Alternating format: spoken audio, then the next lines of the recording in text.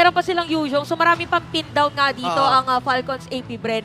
Maganda yung sustain ng Falcons AP Bren, which Yeah. is always good kapag Roger yung katapat. Gusto ko yung Akai pick talaga, kaya naman nung fourth pick na-feel natin na yun talaga yung kukunin dito ng Falcons AP Bren. Correct. Makes a lot of sense laban sa isang Louis.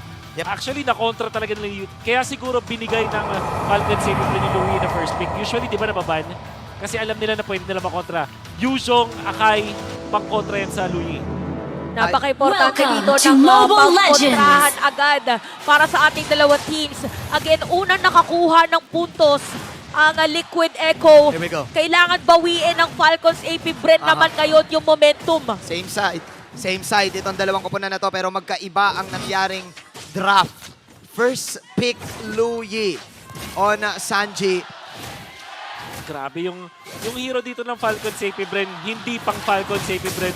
At hindi ko sinasabing dahil hindi nila kayang i-gamit ito, pero late game scaling. Bavaria kailangan ng item, Moskov kailangan ng item. Even yung Minotaur nag-evolve na siya to the point na mahina siya sa early stages kasi flask lang yung item niya, hindi siya malambot siya eh. Masasabi ba natin dito na reactive type ang Falcons AP Ganun Bren? na nga, mukhang ganun na nga. This time sa Liquid Echo, kasi parang nakita din natin yun nung game number 1 na syempre Rafaela sila, reaction sila, and ngayon na meron kang Minotaur, halos ganun din, plus kailangan mo pang maghintay ng late game items. Para pang counter kasi siya supposedly, pero surprisingly may kita natin dito si Kyle TZ pala. Ang una nag-level 4, nagkakaagawan agad, pero Patro nakuha na, pa rin ni Carla TZ. So dito napaka-importante Aray. agad ng mga resources at yung mga pokes. Actually dahil magkakaroon na tayo ng pagong anytime. Here we go sa X play ng rotation ng dalawang kupunan na to. Na-poke si Nakarorito ni Few. Hello, old teammate. Sabi ni Mr. Angelo. Kailangan kunin yung mga creeps, yung minions dito sa may bottom lane. And eventually makakuha na level 4 yung Navaria, pati na rin itong Yuzhong. Tapos yung mga roamers natin, makakuha din ng level 4. Yan yung idea ni Ogwen na pupunta dun sa may mid. Ganun rin si JP, kukunin yung full EXP ng majority ng minions. Dalawang wave dun sa may gitna. Parehas yung rotation ng dalawang teams natin. Mirror lang talaga. Oo. Mirroring technique, which is game 1 pa natin nakikita. Very similar playstyle. Nagbugugan sa loob! Ginamit na dito yung Heavy Spin. Pero Kyle TZ pa ang makakakuha. Kyle TZ makakakuha dito ng turtle. Si Kyle TZ pa nga ang first blood nila. Flap TZ for the backup. Pero parang ibang backup yata ang napuntahan niya. Dahil double kill na yung kalinya niya. Wowza! Naipit na si Carl ni Kyle dun. Siya pa rin ang nakakuha ng retry sa bagong. Grabe yung formation dito ng Liquid Echo talaga. Parang lahat ng mga positioning na foresee nila kung saan manggagaling. Ang ginawa ng Team Liquid, mas binilisan nila yung pag-clear dun sa may gitna, pati dun sa may gilid, which meant na naipit doon pa si Flap tsaka etong si Few. At ang naging resulta, mag-isa si Kyle TZ na umiikot dun sa may turtle. Oo, na pigilan nga niya yung si Kyle TZ, kasi si Carl, kasi naipit niya. Pero ang ginawa ng Team Liquid, hindi nila dinamage yung yung turtle. So walang, kahit magandang ipit, hindi pa rin makaretry si Kyle. And with that, pangatlo si Carla TZ na hinahabol, of course, si Few sa total assist. Which is actually last season, gusto niya daw, total damage taken na siya. Okay. And with that, nako, kitang-kita nyo naman. Iba yung tapang dito, Chantel, ng Liquid Echo. Kailangan natin ito pag-usapan. Parang in the zone ang lahat ng kanilang movements. Total, nakapagpahinga din kasi sila kahapon. So yung data ng mga games ng Falcons AP Bren, kitang-kita at napag-aralan nila. Alam na nila kung paano pupuntahan na yung specifically na talagang iikutan din ng Falcons AP Bren. Tsaka yung sabihin na natin yung draft din nila, parang hindi din natin in-expect na parang ganito yung magiging sequencing. Kaya totally ay medyo nahihirapan pang sumagot dito ang Falcons AP Bren. Ayun na. Ayan na. Ayun na. I can feel it. You can feel it na, Mr. Wolf, Miss Chantel. Yung The recalls. Kamunti ka mo pa ako gawin, Missy. Oh, diba? Miss lang. Nakakagulo talaga sa isip palagi pag nilet go yung Louis sa draft. Kasi kung papansinin natin, naging reactive nga talaga yung heroes ng Falcons AP Bren. Yes, sir. Dalawang heroes yung kinailangan para lang Oo. pigilan yung isang Louis. Napilitan sila mag-Akai plus Minotaur. Tapos yung naging resulta ng draft nila, sobrang bagal tuloy. Tsaka kahit sa laro, abangan mo yung teleport eh. Ayan na. Ayan na ngayon. May teleport tayo na nakita si Sanford palang hatid niya habang natutuloy dito. Ang turtle si Mew pa rin makakasargo. Merong heavy spin doon. Flikaan para kay Owen. Taspect may suntok para kay Sanford at dediretso pa nga. Flap TC, wala nang buhay doon. Meron pagbalik ng buhay because sa Chaeses para hahabulin pa rin ni Benny Cutie! What a play na magmumula sa team Liquid Echo. Nilikuran ni Sanford, tineleport. Kung imagine mo, parang tineleport si Manny Pacquiao sa likod mo, Ganun na tapos nga. biglang left jab. Diretso na agad, pagka-announce na siya rin maglalaro, suntok agad. Ayan o, ano naman. Ayan na naman, gumagawa ng sariling ring dito si Sanford. Sanford with the confidence, and this time, Naku po. Ay, naku po. easy transition into the top. At si Sanford na nga, Super Marco dito, ang makukuha nila. Grabe. At hindi na makakaabot pa si Owen all over the place ngayon ang Team Liquid Echo. In normies terms, ML na ML. Play Ang na play. cavalry, in English, play na play. Play. Dun, team Liquid Echo, nung nakuha nila yung Louis, hindi na sila nagdalawang isip. Kung babansin natin, sobrang bilis silang pinik yung back siya. Ganon din yung Pakito. The answer was there. Mabilis talaga yung tempo na pwede nilang paglaruan. Ang pinakamabagal na dito siguro yung Carmilla, pero hindi nga yun yung parang pampronta nila dito. Parang bonus na lang yung para kay JP. Oo, yung magic flower, yung Magic- crimson flower, bonus Oo. na lang yung pati yung ulti ni JP. Matagal natin pinag-uusapan yung macro na meron ang Falcons AP Bren. Maging sa mga interviews, kahit sa mga players na napapanood natin, sinasabi nila, alam ko, napanood ko yun sa podcast ni Ocho Gaaba na kahit yung AP Bren aminado, hindi naman talaga kami malupit pagdating sa micruhan, sa mechanics. Pero yung macro namin, Oo. yung mas pinaprioritize namin. Pero this time, na-out macro sila ng Liquid Echo. Parang nahaharang, ay na naman si Sanford. Oo. Biglang may nag-a-appear talaga na taga-suntok anytime, no? Ang para sa akin dito, kaya parang nawiwirdo na ako dun sa lineup ng Falcons AP Bren. Nag-make sense naman kung draft versus draft, pero dun sa playstyle kasi ng Falcons AP Bren, hindi pasok yung ganito ka-scaling. Napakatagal. Pero kung matitiis nila to hanggang dulo, siguro kakayanin. Yun nga lang, hirap eh. Okay? Kakayanin ba talaga Wow! si ulit Back to makakakuha back. niyan? Pero heavy spin, pero walang maiipit doon. Flicker out para kay Ogwen. Dadating na si Benny Unit, meron pa conceal. Alright. Lap, TC, ang target nila, pero may kalinga doon. Sa ilalim ng Torre, Ito na. Bulaga, yata TP! doon sa Bulaga! Oh! Bulaga! Sabi ni Sanford, at pero pagsuntok sa ilalim ng Torre, hindi na yata nila patatakasin pa. Halaka! Sa ilalim na talaga ng Torre ay may double kill pa para dito sa side ng Liquid Echo. Ruthless aggression para sa Team Liquid Echo. May kasama pang Purple Pop, si Carorito. Napakaganda na naging TP ng Team Liquid Echo doon. Si Benny Cutie kumakalmot. Kasabay nun, si Sanford na sumusuntok. Sobrang taas ng burst. Ang ganda ng juggle nila. Isa muna, parang tag team eh. Nauna muna dun sa may ring. Noon si Sanford, tapos bigla tumalon si Benny Cutie with Purify. Tapos may like and pounce combo. Nakatakbo pa sila to safety. At nakakuha pa ng additional kills and the purple buff. Ngayon, sobrang in control ng Team Liquid Echo. Napakahirap tiisin nito, men. The kalmot and suntok combination. Mahirap yun.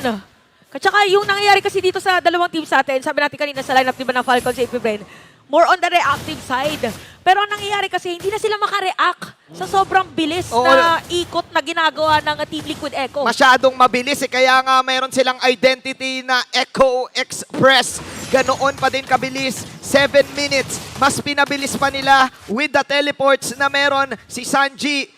Ag-agree ako sa inyong dalawa, medyo kakaiba to para sa Falcons AP Bren. Reactive ang kanilang galawan. Maghihintay pa sila dito ng ultra late game. Maybe 10 minutes kung matitiis nila to. Tiis pogi technique na naman. Oo, babalik sila dito. Siguro maganda is meron silang mga heroes na pang-defend.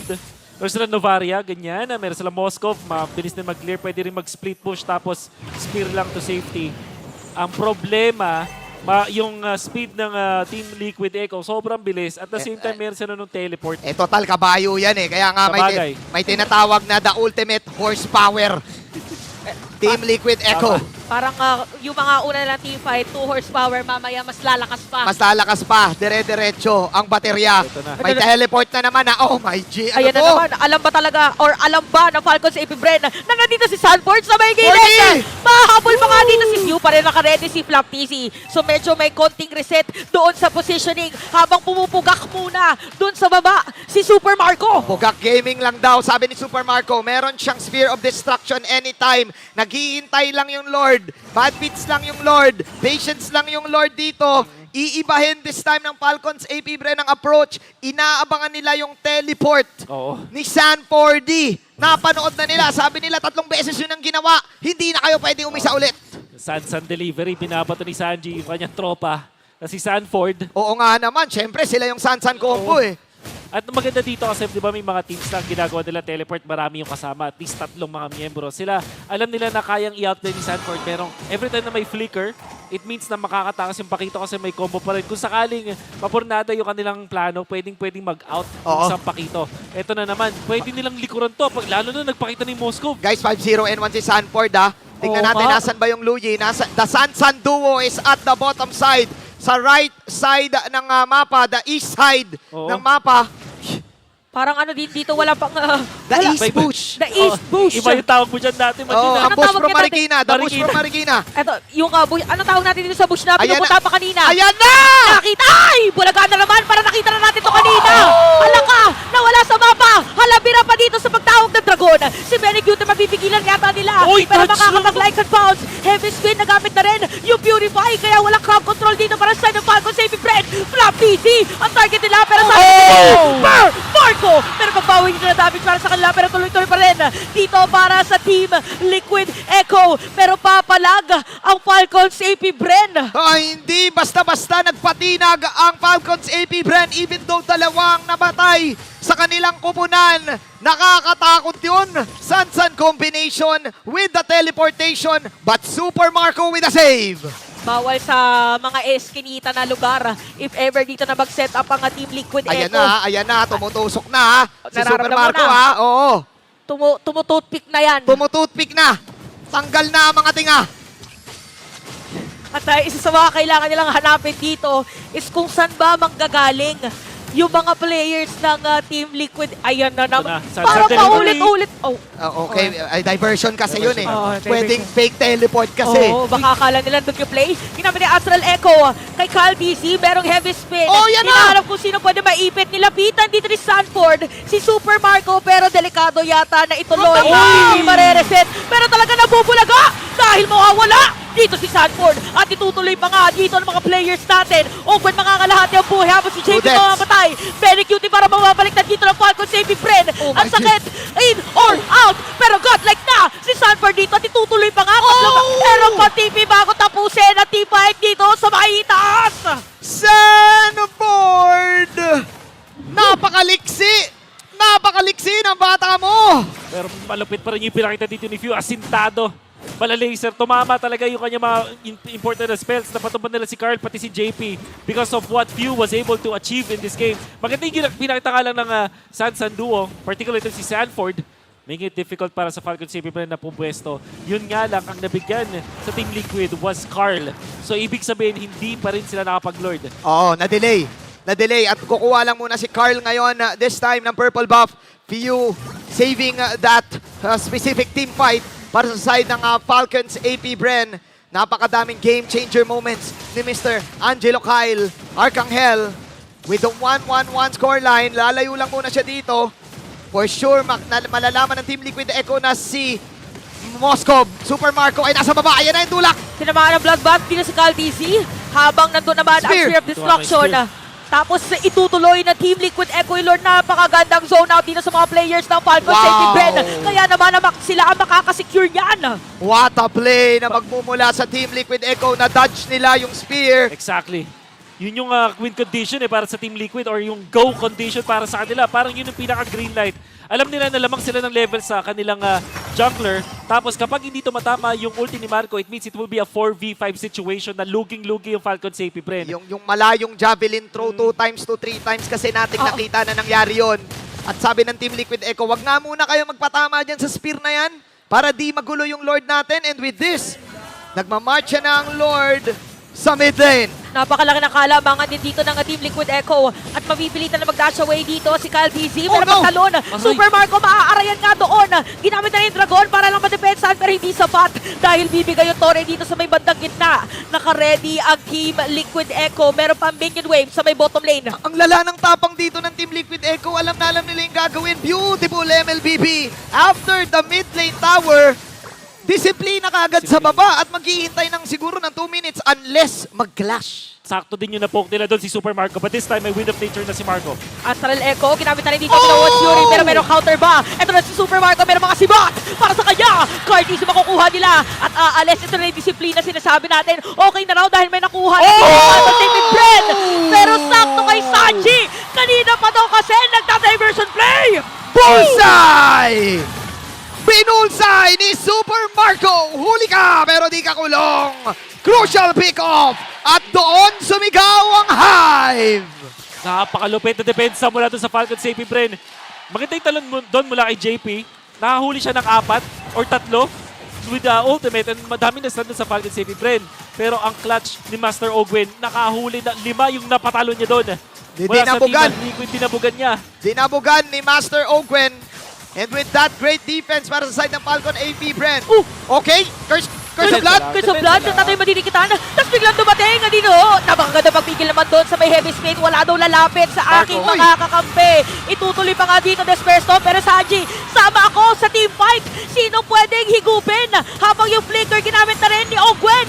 Pero yung nga lang Despair Storm again. Benny Cutie, ang sakit na talaga dito ng damage niya. At itutuloy pa nga dito ng Team Liquid Echo. Nako, crucial yon kasi 30 seconds na lang ang Lord. Mabubuhay si Ogwen. Mas makakapag-setup dito na mabilis ang Team Liquid Echo with a 6,000k.